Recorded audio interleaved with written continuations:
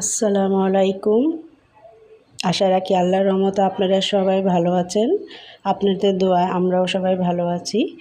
আর আজ সকাল সকাল ভিডিওটি শুরু করলাম। এখন 8:43 বাজে। আর ছেলের বাবা কলেজে চলে গিয়েছিল, তারা তো 6:30টায় চলে গিয়েছে। আর এখন আমি প্রতিদিনের মতন রুটিন ঘর পরিষ্কার করে রান্নাবান্না করে তারপরে আমি কলেজে যাই, কারণ কলেজ থেকে আসতে আসতে অনেক সময় লেগে যায়। রাস্তাঘাটের যে অবস্থা, মানে খুবই একটা বিরক্ত ব্যাপার, মানে আর ভালো লাগে না। রাস্তাঘাটের যে জ্যাম, সেই জ্যামে যে কতক্ষণ বসে থাকতে হয়, মানে একটা অসহ্যকর। যারা বসে তারাই বুঝে। তাই সকাল সকালই সব কাজকর্ম করে তারপর ছেলেকে আনতে চলে যাই। কালকে গিয়েছিলাম, কিন্তু কালকের ভিডিওটা শেয়ার করতে পারিনি। এত গরম, তার উপরে কাজ, আবার ছেলেকে আনতে যাও, তার উপরে আবার রাস্তা ঝামেলা, মানে সব কিছু মিলে মনে হয় যে প্রেশার আরও হাই হয়ে যায়। এমনি আমার প্রেশার হাই। এই ঘরটা পরিষ্কার করে নিচ্ছি। আর আজ যেহেতু বৃহস্পতিবার, সেরকম কোনো কিছু রান্না করব না। কালকে শুক্রবার, কালকে বাজার করবে। আর ফ্রিজেও সেরকম কোনো বাজার নেই। আজকে ডিম রান্না করি, ডাল রান্না করি, আর শুটকির ভর্তা বানাবো। আর এই যে আমি অলরেডি ভাত বসিয়ে দিয়েছি, আর এখানে ডিম সেদ্ধ। আর রান্নাবান্না শেষ করে আমি সকালের নাস্তাটা করে নিচ্ছি। নাস্তা করেই ছেলেকে আনতে চলে যাব। আর এখানে আমি পাউরুটি আর চা খাচ্ছি। আর এই পাউরুটিটা কিন্তু বেলি রোডের হক বেকারি থেকে কেনা, খুবই ভালো পাউরুটি। এই পাউরুটিটা খেতে খুবই মজা।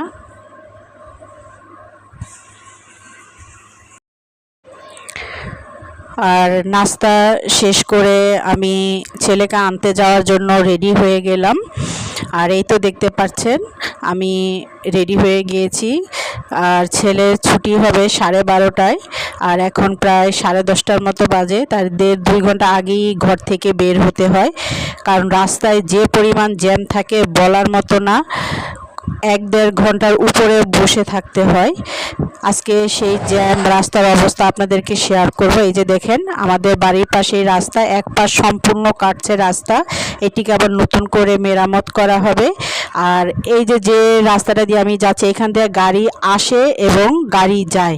তাহলে চিন্তা করেন এক রুটের রাস্তায় কি পরিমাণ জ্যাম থাকে। আর এটি হচ্ছে রাজারবাগ সিপিএইচ, মানে সেন্ট্রাল পয়েন্ট হাসপাতাল, পুলিশ হাসপাতাল, যেটা সেন্ট্রাল পুলিশ হাসপাতাল রাজারবাগে এটা। এখন এই রাস্তা দিয়েই যাচ্ছি। এই রাস্তা দিয়ে হয়ে ফকিরাপুল হয়ে পল্টন দিয়ে তারপর যাব। আর আমি হানিফ গাড়িতে উঠেছি। এই গাড়িতেই আমি সচরাচর যাওয়া আসা করি। আর রাস্তায় যাওয়ার সময় কি পরিমাণ জ্যাম থাকে সেগুলো আপনাদেরকে দেখাবো। আর আজকে যাওয়ার সময় আমার মনে হয়েছে যে রাস্তায় জ্যাম একটু কম ছিল। কালকে কিন্তু প্রচুর জ্যাম ছিল, মানে কিছু কিছু জায়গায় আমাদের 1-1.5 ঘন্টা, যেখানে আসতে 10-15 মিনিটও লাগে না, সেখানে আমাদের 1-1.5 ঘন্টার মতো বসে থাকতে হয়েছিল। কিন্তু আজকে আমার কাছ থেকে একটু কম জ্যাম লাগছে। আর আজকে ভেবেছিলাম বৃহস্পতিবার আর রবিবার কিন্তু প্রচুর জ্যাম থাকে, কিন্তু সেই তুলনায় আজকে বৃহস্পতিবার হয় জ্যামটা খুবই কম ছিল। 1 ঘন্টার ভিতরেই আমি কলেজে পৌঁছে গিয়েছি। আর এই যে রাস্তাগুলো আপনাদের সাথে শেয়ার করছি, তবুও কিন্তু জ্যাম মোটামুটি ভালোই ছিল।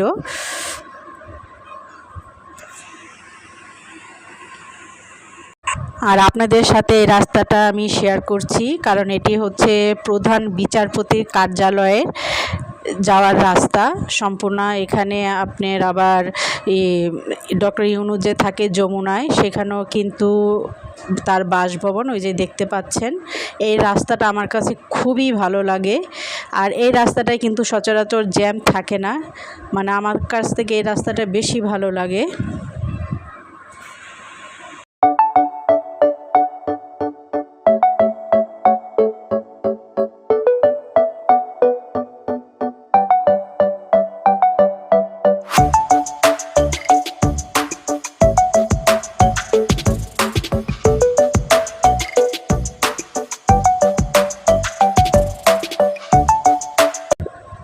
এরিয়ার ভিতরে, এটাকে বাংলা মোটর এলাকায় বলা হয়। এখানে কিন্তু গাড়িগুলো থেমে থেমে থেমে থেমে আগায়। আর গাড়িগুলো তো দেখতেই পাচ্ছেন কিভাবে কি ধীর গতিতে আগাচ্ছে। আজকে একটু ভালোই যাচ্ছে।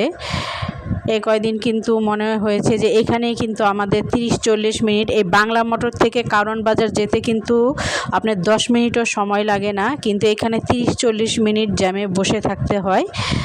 আর আজকে বেশিক্ষণ না, 10-15 মিনিটের মতো বসেছিলাম। আর ওই যে পাশে হলুদ বিল্ডিংটা দেখতে পাচ্ছেন, এটি কিন্তু 21 টিভি যে আমরা দেখতে পাই টিভিতে, সেটা ভবন, এটা 21 টিভি।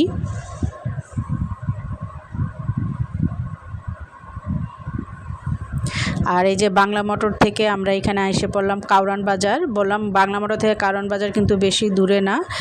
আর এই পাশেই হচ্ছে আপনার বসুন্ধরা সিটি, এটাকে কিন্তু বসুন্ধরা বা পান্থপথ বলা হয় এই কাউরান বাজারের পাশের রাস্তাটা। এই কারণ বাজার থেকে বসুন্ধরায় যেতে আপনার হেঁটে যেতে প্রায় 5-7 মিনিটের মতো সময় লাগে। আর এই তো গাড়িগুলো দেখতে পাচ্ছেন ওই পারে, যে গাড়িগুলো কিন্তু দাঁড়িয়ে আছে। এইভাবে কিন্তু ঘন্টার পর ঘন্টা আমরা এই রাস্তায় বসে থাকি।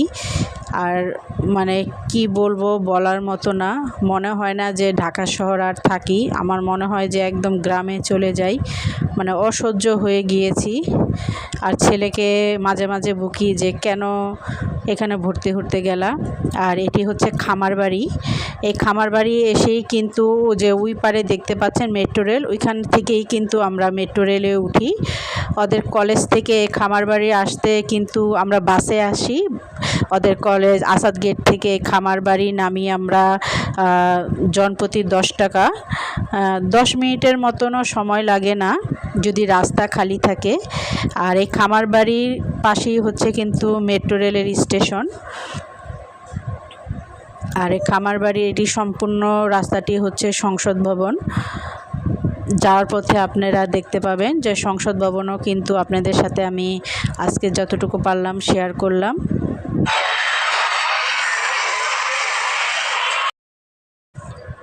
আর আজকের রাস্তা যেহেতু খুব কম জ্যাম ছিল, তাই কলেজে কিন্তু ছুটি হওয়ার 40-45 মিনিট আগে এসে পড়েছি। আমি কিন্তু প্রায় 15-20 মিনিটের মতন বাইরে দাঁড়িয়েছিলাম, কারণ 12টা না বাজলে, 12:30টায় ছুটি হয়, 12টা না বাজলে ভিতরে ঢুকতে দিবে না।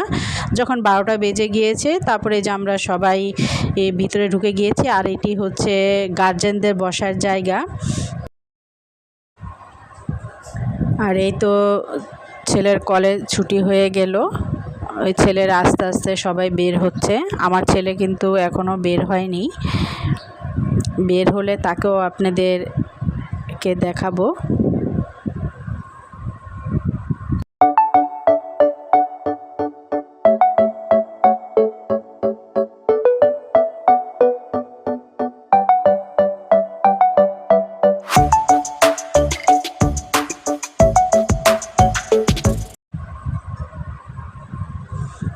আর এই তো আমার ছেলেও বের হয়ে গিয়েছে, তাকে আমি বলছি একটু ক্যামেরার দিকে তাকাও, তোমাকে দেখাই।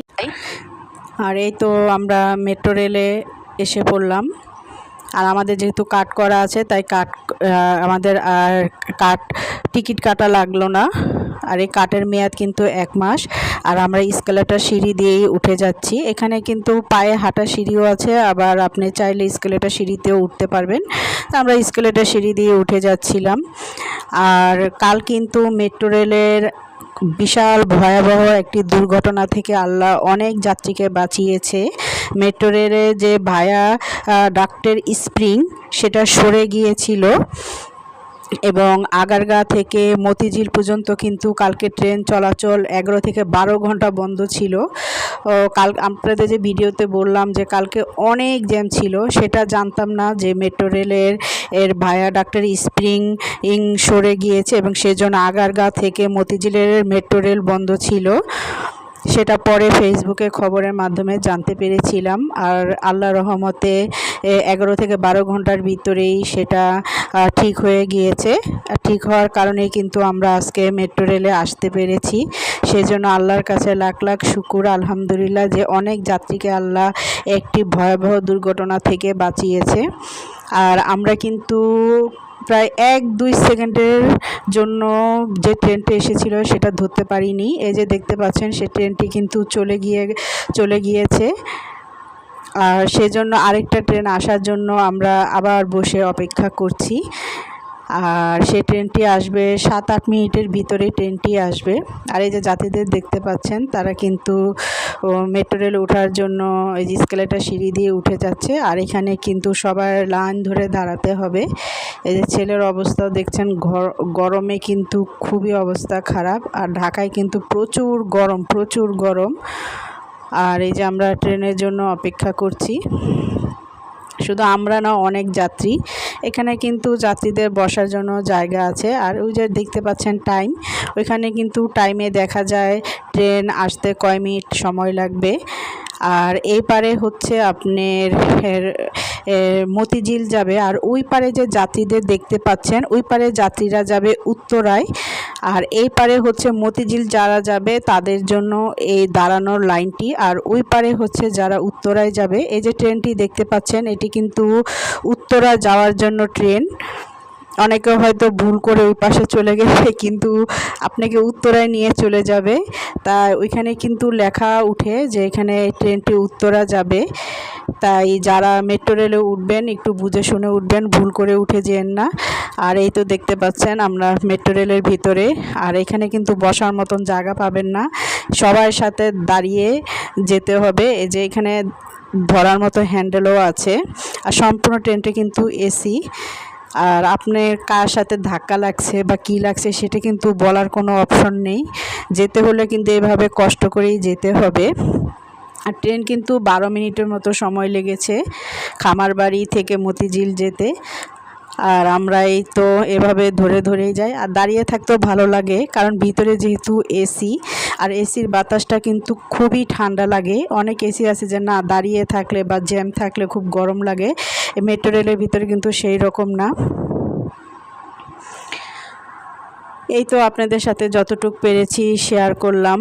আর আল্লাহর রহমতে তো এই রাস্তা দিয়ে সবসময় যাতায়াত করি। যদি পারি আরও ভালোভাবে শেয়ার করার চেষ্টা করব।